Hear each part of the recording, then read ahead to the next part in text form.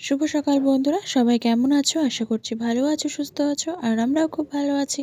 তোমাদের সবাইকে স্বাগত আমাদের ইউটিউব চ্যানেল সখী ব্লগে। তো আজ হলো 22শে জানুয়ারি, সোমবার। তো মোটামুটি তোমরা সবাই জানো আজকে কিন্তু আমাদের ভারতীয়দের জন্য একটা খুব স্পেশাল দিন। সেটা হলো আজ কিন্তু আমাদের রাম মন্দির উদ্বোধন হবে। রামের প্রাণ প্রতিষ্ঠা করা হবে আজকে রাম মন্দির অযোধ্যাতে। তো সেই কারণে সারা ভারতবর্ষ জুড়ে কিন্তু বেশ একটা মজাদার আমেজ রয়েছে। সবার ঘরে ঘরে আজকে পুজো হবে, সন্ধ্যাবেলা দীপাবলির মতন প্রদীপ জ্বালানো হবে। তাছাড়াও তো রয়েছে অনেক রকম আরও বিভিন্ন রকম উৎসব, বিভিন্ন রকম জাতির বিভিন্ন রকম উৎসব। তো আমাদের এখানে পাড়ার মন্দিরেও, আমাদের যে পাড়ার মণ্ডপ রয়েছে কালী মন্দির বা দুর্গাপুজো হয় এখানে, সেখানে হচ্ছে আজকে রামচন্দ্রের পুজো করা হবে। তো সেখানে যাব। তাছাড়াও সকালে মানে এখন সকাল হচ্ছে 9:30 বাজে। আর দেখো সকাল সকাল কিন্তু আমার আর মেয়ে দুজনেরই স্নান হয়ে গিয়েছে। ছেলের এখনও স্নান হয়নি, ওকে একটু ঠান্ডা ঠান্ডা বলে স্নান করায়নি। পরে হালকা মানে ওয়েদারটা আজকে একটু ভালোই রয়েছে, দেখে মনে হচ্ছে রোদ উঠবে। বেশ 2-3 দিন যাবৎ আবার রোদ উঠছে না। তো সেই কারণে ভাবলাম যে ওর স্নানটা একটু পরেই করিয়ে দিব ওকে। তো দেখো এখানে আমার পাশেই যে ফুল গাছ, মানে উঠোনে যে ফুল গাছগুলো রয়েছে তোমরা তো দেখেইছো। তো সেখান থেকে ফুল তুলে নিয়েছি, কুন্দ ফুল আর গাঁদা ফুল তুলে নিয়েছি। তো মোটামুটি অনেকটাই ফুল তুলেছি। তো এখন হচ্ছে ইচ্ছে আছে ফুলের মালা বানাবো। তো সেটা আমি না, আমার মেয়েই বানাবে আর কি। তো এদিকে দেখো আমি আগে গোপুসোনাদের ঘুম থেকে উঠিয়ে সকাল সকাল স্নানটা করিয়ে নিচ্ছি। স্নান করে ওদের ধোয়া জামা কাপড় পরিয়ে সাজিয়ে গুছিয়ে ওদেরকে ওদের আসনে বসিয়ে দেব। তারপর বাকি ঠাকুরদেরও স্নান সেরে নিয়ে তারপর আস্তে আস্তে প্রসাদ টোসাদের গুলো সাজিয়ে ফুল টুলগুলো আস্তে আস্তে সাজিয়ে নেব। আর ওদিকে মেয়ে হচ্ছে মালা বানাচ্ছে, আর আমি এদিকে গোপুসোনাদের স্নান হয়ে গিয়েছে। তো ওদের আস্তে আস্তে মুছিয়ে এখন সুন্দর করে সাজিয়ে টাজিয়ে ওদের আসনে কিন্তু বসিয়ে দেব। তো সকালে ঘুম থেকে উঠেছি 7টা নাগাদ।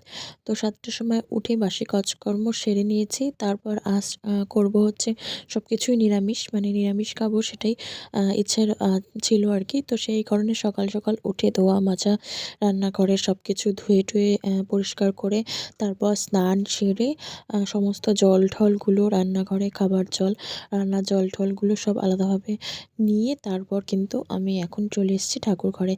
তো মোটামুটি অনেকক্ষণ আগেই 8টার মধ্যেই স্নান টানগুলো হয়ে গিয়েছে।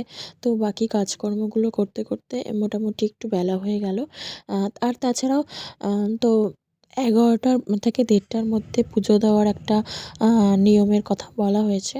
তো সেই কারণেই আমি খুব একটা মানে আ মানে তাড়াতাড়ি করিনি, আস্তে ধীরেই কাজগুলো সেরেছি। তো এখন কিন্তু মোটামুটি 11:15টার মতন বাজে, আর আমি সব কিছু সাজসজ্জা করিয়ে সব কিছু রেডি করে ঠাকুর পুজো করতে করতে কিন্তু 11টা, 11:15 বেজে যাবে।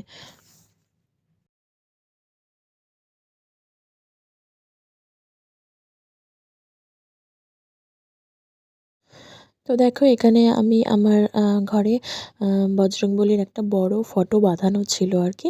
তো সেটাই আসনের টুলের উপর সুন্দর করে সাজিয়ে, মানে একটা লাল কাপড় পেতে তার উপর কিন্তু বজরংবলীর ছবিটা বসিয়ে এখানে সাজিয়ে নিয়েছি। আর এই মালাটা কিন্তু সম্পূর্ণটাই আমার মেয়ে নিজে হাতে বানিয়েছে।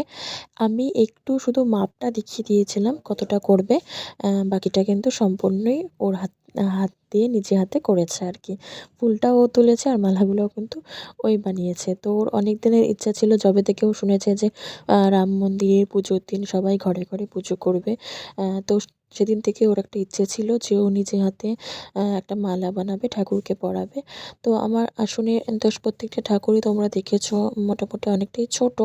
তো মালা বানিয়ে সেভাবে পরার মতন মানে হয় না আর কি। তো সেই কারণেই বজরংবলীর ছবিটা কিন্তু মোটামুটি অনেকটাই বড়, আর ওর ইচ্ছেও ছিল, তাই ওর ইচ্ছেটাও কিন্তু আজ পূরণ হলো। ও মালা কিন্তু নিজে হাতে বানিয়েই ঠাকুরকে পরিয়েছে।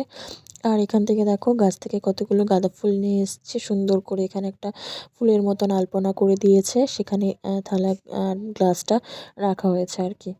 আর আজ কিন্তু সম্পূর্ণ পুজোটাই ওই করছে, আমি বাকি ঠাকুরগুলোকে পুজো করে নিয়েছি আর এই ঠাকুরটাকে ওই পুজো করছে, কারণ ও সম্পূর্ণটাই নিজের ইচ্ছায় করছে, সেই কারণে ও আজকে স্কুলও যায়নি। তো এখানে আমি সব কিছু রেডি করে দিয়েছি, প্রদীপ ধূপদানি, তো বাকি পুজোটা কিন্তু ওই সুন্দর করে সেরে নিয়েছে। তো দেখো এখানে আমার সুন্দর করে সাজিয়ে রেখেছি, তো সেই ঠাকুরের একদম সম্পূর্ণ লুকটা একটু দেখে নাও তোমরা। তো কমেন্টসে কিন্তু অবশ্যই জানাতে হবে কেমন হয়েছে, আমার মেয়ে কেমন সুন্দর করে ডেকোরেশন করেছে, তোমাদের কেমন লাগলো, তো সেটা কিন্তু অবশ্যই কমেন্টসে জানিও। আর অবশ্যই তোমরাও ঘরে ঘরে সবাই পুজো করেছো আশা করছি। তো তোমাদের পুজোর ছবিটাও কিন্তু বা যে ব্লগ করো তাদের ব্লগে যেন সবার এই ভিডিওটা অবশ্যই দেখতে পাই। আর আমাকে জানিও তোমরা কে কীভাবে পুজো করেছো, সেটাও কিন্তু কমেন্টসে জানাতে পারো।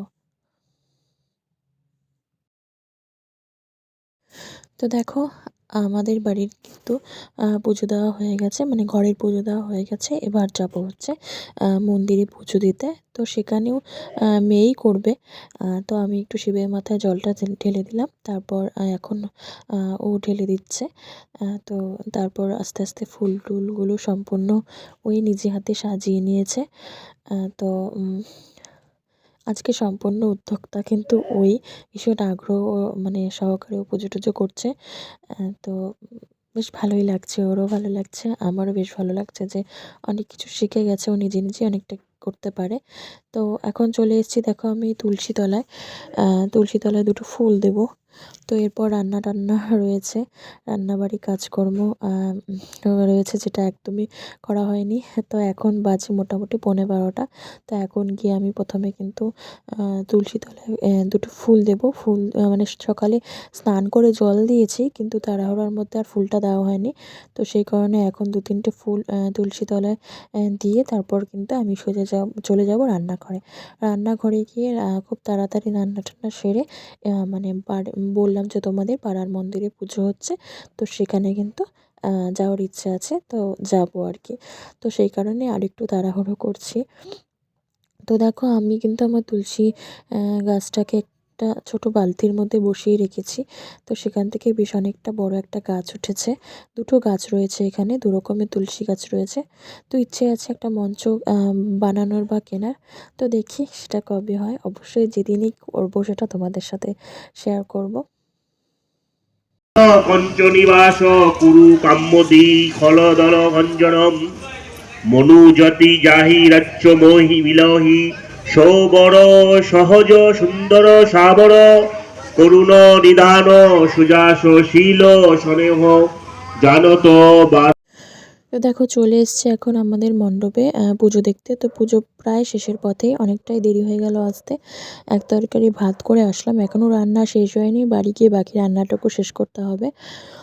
তো ইচ্ছে আছে আজকে আমাদের মানে কিছুটা দূরেই বাড়ির একটা পুজো হচ্ছে 22 ফিটের রামচন্দ্রের, তো সেখানেই যাওয়ার ইচ্ছে রয়েছে। তো দেখি কি করা যায়, এখনও সেভাবে কোনো প্ল্যান হয়নি। তো অবশ্যই গেলে তোমাদের সাথে সেটা শেয়ার করব, আর সন্ধ্যের প্রদীপ জ্বালানোটা তো অবশ্যই শেয়ার করব।